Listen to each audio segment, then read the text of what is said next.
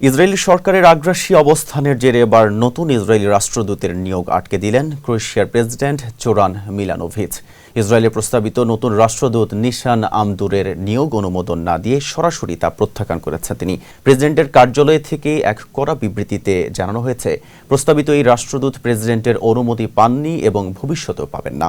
মূলত গাজায় ইসরায়েলি বাহিনীর চলমান সামরিক অভিযান এবং আন্তর্জাতিক মানবাধিকার আইন লঙ্ঘনের কড়া সমালোচক হিসেবে পরিচিত মিলানোভিচ তার এই কঠোর সিদ্ধান্তের মাধ্যমে তেল আভিভকে এই জোরালো কূটনীতিক বার্তা দিলেন। ক্রোয়েশিয়ার পক্ষ থেকে চূড়ান্ত অনুমোদন দেওয়ার আগেই ইসরায়েল সরকার নতুন রাষ্ট্রদূতের নাম ঘোষণা করায় তিনি ব্যক্তিগতভাবে ক্ষুব্ধ হয়েছেন।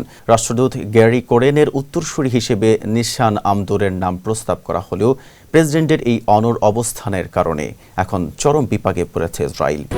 স্ট্রবেরি সুপার ডটেড ও ক্লাসিক ভ্যারিয়েন্ট সেনসেশন জাগুক শিহরণ।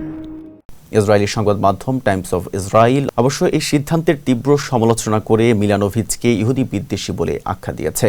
ধারণা করা হচ্ছে আমদুরকে এখন এমন কোনো বিকল্প কূটনৈতিক পদে পাঠানো হতে পারে যেখানে প্রেসিডেন্টের সরাসরি অনুমোদনের প্রয়োজন পড়ে না।